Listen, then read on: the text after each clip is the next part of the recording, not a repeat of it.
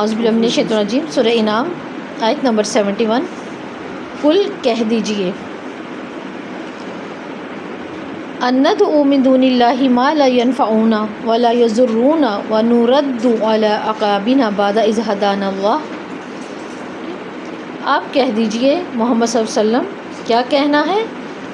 ندعو، سوالیہ، کیا ہم عبادت کریں یا پھر یعنی ہم بلائیں جو ما لا ینفعنا، کیا نہیں کرے گا؟ ہمیں فائدہ بھی نہیں دے گا، اور کیا نہیں کرے گا؟ ہمیں نقصان بھی نہیں پہنچائیں گے۔ کہ اب آپ دیکھیں اس چیز کے اندر اللہ تعالیٰ جو چیز واضح کرنا چاہ رہے ہیں وہ کیا ہے کہ محمد صلی اللہ علیہ وسلم آپ ان سے کہہ دیں میں اس کو کیوں پکاروں یا میں تمہارے پیچھے لگ کے اس کی کیوں مانوں، نہ وہ مجھے فائدہ دے رہے نہ وہ مجھے نقصان دے رہے۔ اب یہ تو دیکھیں غیر اللہ سے مراد ہم اس وقت کا کہہ دیتے ہیں، لوگ پتھر کو، درخت کو، ان چیزوں کو پوج رہے تھے، آج بھی دنیا میں پوجی تو جا رہی ہے۔ لیکن ہم اپنے ماحول میں دیکھیں، ہم اپنے ایک مسلم ماحول کے اندر دیکھیں تو یہاں بھی کہیں نہ کہیں کسی نہ کسی کا کوئی بت، ٹھیک ہے، آستانہ ہو سکتا ہے، اور کیا ہو سکتا ہے؟ کسی نہ کسی کا کوئی درخت، کیا نہیں ہوتا؟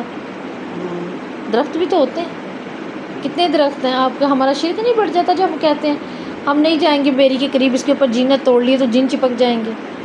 بیری کے درخت کو اگر کٹوا دیا تو یہ نسلوں میں آ جاتے ہیں نقصانات۔ تو یہ کیا ہوا؟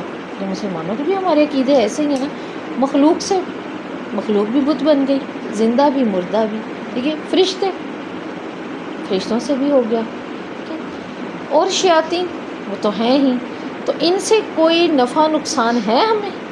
نہیں ہے۔ تو سب سے پہلے وہ جو ہمارے استاد ہیں، ہمارے ہادی ہیں، مرشد ہیں، محمد صلی اللہ علیہ وسلم سے کہا جاتا ہے آپ جن سے کہنا میں ان کو کیوں پکاروں؟ جب انہیں کہہ دیا تو پھر کس کو کہہ دیا؟ ہم سب کو کہہ دیا کہ غیر اللہ کو پکارنا کیسا کام ہے، غیر اللہ سے مدد طلب کرنا کیسا کام ہے، قابل نفرت۔ اللہ کہہ رہے ہیں قابل نفرت کر دیا نا اللہ نے اس کام کو۔ آیت ہی ہمیں بتا رہی ہے جو لوگ دوسروں کے سہارے اپنی زندگی گزاریں گے، اللہ تعالیٰ کہہ رہے ہیں یہ زندگی میں نے دی، قابل میں نے کیا، پر میں نے بنایا، اور وفا کسی اور کے ساتھ ہے، یہ تو بالکل اچھی بات نہیں ہے۔ یہاں تو کوئی برداشت نہیں کرتا، کہ بیوی برداشت کرے گی شوہر کے ساتھ کسی کو؟ یہاں ہمیں تو اپنی شریک پسند نہیں ہے، اللہ پسند کر لے اپنے لیے شریک جو سب سے پاک، جو سب سے بلند۔ کالذی استہوتہ الشیطان فی الارض حیران، اب جس نے اگر اللہ کو چھوڑا، اللہ سے مدد مانگنی چھوڑی یا بھول گیا، اللہ کو چھوڑ کے اس کے پاس بہت سہارے ہیں، تو اس کا حال کیسا ہوگا؟ استہوتہ، یہ کس کو، یہ لفظ کس کے لیے بولا جاتا ہے؟ ہوا کے لیے، اور یہ لفظ بولا جاتا ہے اوپر سے نیچے گرنے کے لیے، ٹھیک ہے، یعنی خواہش اور عقل کو لے گئی۔ یہ چیز اللہ کے سوا دوسروں پہ یقین، دوسروں کو اپنے نفع فائدے کا مالک ماننا، دوسرے کو اپنا سہارا، اپنی محبت، اپنی ساری ترجیح سمجھ لینا، وہ کچھ بھی ہو سکتا ہے سوائے اللہ کے، وہ کچھ بھی ہو سکتا ہے۔ اس سب کے لیے اللہ تعالیٰ کہہ رہے ہیں کہ اس کا کیا حال ہوگا؟ جیسے اوپر سے چیز گرائی۔ اچھا آپ سوچیں اس لفظ کے لیے اللہ کوئی اور بھی لفظ استعمال کر سکتے تھے، یہ کیوں اوپر سے بہت بلندی سے گرایا؟ کیوں؟ کیونکہ جب وہ اوپر سے کچھ چیز آ کے لگتی ہے تو میں بندہ اپنے ہوشوں باز کھو دیتا ہے، اس کو سمجھ نہیں آتی کرے کیا۔ یہ بھی ہوتا ہے کہ جب اس کو عروج کے بعد ایک دم اس کو گرا دینا، زوال۔ دوسرا یہ ہے کہ دیکھیں آپ نے کبھی دیکھا جو چیز بہت اونچائی سے گرے، آپ اس کو نشانہ لیں، بہت اونچائی سے آپ کسی چیز کا نشانہ لیں اور وہ اپنے ٹارگٹ پہ نہیں لگتی، وہ ٹارگٹ نہیں نہ ہوتی جو بہت اونچائی سے آتی ہے، اپنے ٹارگٹ پہ نہیں ہوتی۔ یہ بندہ ایسے گرتا ہے کہ یہ اپنے ٹارگٹ پہ ہی نہیں ہے، اس کا ٹارگٹ ختم ہو گیا، ایسا اوپر سے گرا ہے کہ عقل بھی گئی، حواس بھی گیا، ڈولا ہوا ہے۔ کیسا چلتا ہوا؟ شیطان فی الارض حیران، اس کو تو شیطان نے چھوا اور وہ حیران ہو گیا۔ عربوں کے ہاں کہا جاتا تھا کہ جس کسی کو دماغ خراب ہو گیا ہے، اب نارمل ہو گیا ہے، ٹھیک ہے، پاگل ہو گیا ہے، تو وہ یہ نہیں سوچتے تھے کہ اس کو فزیکلی علاج کروائیں کچھ، وہ ایک ہی بات کرتے تھے اس کو جن ہو گئے، اس کو جن چپک گئے، شیطان، ٹھیک ہے، اس کا کوئی علاج نہیں دیوانے کا۔ اب دیکھیں کوئی زمین پر یا سڑکوں پہ کوئی ایسا ہو جو بالکل اپنی عقل کھو چکا ہے، حواس، تو وہ کیسے چل رہا ہوتا ہے نا؟ ہمارے مشاہدے میں تو ہے نا، بیچارہ کیسے چل رہا ہے، اس کو جو مرضی آواز دے لے، جو مرضی بلا لے، نشہ کر کے کیسے ان کو پھر بھی کوئی نہ کوئی ہوش ہوتی ہے، وہ کہتا ہے اچھا جی ٹھیک ہے، میں ادھر بیٹھ جاتا ہوں، ادھر لیٹ جاتا ہوں، میں سائڈ پر ہو جاتا ہوں، وہ بیچارے، ٹھیک ہے۔ لیکن جو بالکل ہی مجنون ہو گیا، جو بیچارہ بالکل باولا ہو گیا، وہ کیسے چلتا ہے؟ اس کے لیے اللہ تعالیٰ یہاں بتا رہے ہیں، اس کا ایسے ہوتا ہے کہ جن اس پہ جیسے آ کے ایسے چپکے ہیں کہ اس کا دماغ ہی خراب کر دیا ہے۔ اور یہاں اللہ بتانا چاہ رہے ہیں مراد اللہ کو چھوڑ کر ایسا حال ہو جائے گا کہ جیسے کہاں جانا ہے، کیا کرنا ہے، کوئی منزل نہیں ہے، میں کہاں چل رہا ہوں، کوئی راستہ نہیں ہے، کوئی جگہ نہیں ہے۔ تو اللہ تعالیٰ ہمیں یہاں ایک بہت ہی بہترین مثال دے کر یہ کہ ایسے جیسے وہ اوپر سے گرا، ٹارگٹ ہی نہیں، نشانہ ہی نہیں، حیران ہے میں کہاں جا رہا ہوں، میں کر کے آ رہا ہوں، میری زندگی کیا ہے، یہ اتنا نقصان کس وجہ سے ہو رہا ہے؟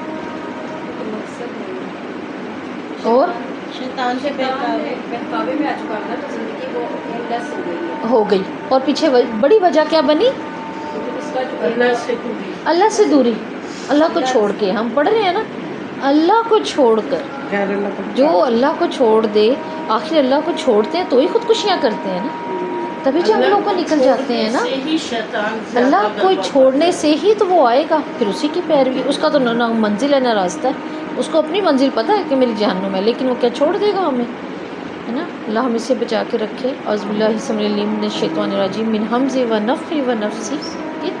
آپ دیکھیں نا کیوں بنے جنگل ان لوگوں کے پاس؟ اب ایسا جنگل بھی تو ان لوگوں نے بنا دیا ہوا ہے نا، جہاں جسٹ رسیاں باہر کی سائڈ پر ہیں، جس کو سوسائڈ کرنی ہے، جس کو مرنا ہے، جو زندگی سے تنگ ہے، جو اپنی ٹینشن میں پاگل ہو چکا ہے، بس وہ اس کے اندر چلا جائے، اور اندر کیا ہے، کوئی راستہ سمجھ نہیں آتی، کوئی کچھ نہیں، رسیاں کی پھینکی ہوئی کہ مطلب چلے جاؤ، یہ راستے جانے کا تو ہے، اور اندر کیا ہے، جو جاتا ہے وہ واپس نہیں آتا، نہ جانے کیسا جنگل ہے، کیا جگہ ہے، کیسے ہے، لیکن وہ پھر بھی جاتے ہیں۔ کیا وجہ ہے پیچھے؟ شیطان نے حیران کر دیا انہیں زندگی میں، ہم کریں کیا؟ مر جائیں، مر جاتے ہیں، چین پالیں گے، کیا اس مرنے کے پیچھے چین ہے؟ اس کے پیچھے تو چین، اس کے آگے تو اس سے بھی بڑی آگ ہے، اس سے بھی بڑی۔ تو اللہ کہتے ہیں ہمیشگی کی وہ شخص جسے شیطان نے صحرا میں چھو دیا ہو اور وہ اپنا راستہ ہی بھول گیا، شیطان نے بھی چھو دیا، باولا بھی ہو گیا، صحرا بھی ہے، اب یہ راستہ کہاں سے پائے گا؟ تو کبھی راستہ نہیں پا سکتا۔ تو جو آدمی توحید کی دعوت قبول کر لینے کے بعد شرک میں مبتلا ہو جائے، اپنی توحید کو پڑھنے کے بعد بھی سوچے کہ نہیں آخر اس نے کچھ کہا ہے تو صحیح کہا ہے، وہ کر رہے ہیں تو صحیح کر رہے ہیں، دنیا کر رہی ہے، ٹھیک ہے، یہ 10 نہیں کر رہے تو وہاں 2000 تو کر رہا ہے نا، تو ہو سکتا ہے وہی ٹھیک ہو۔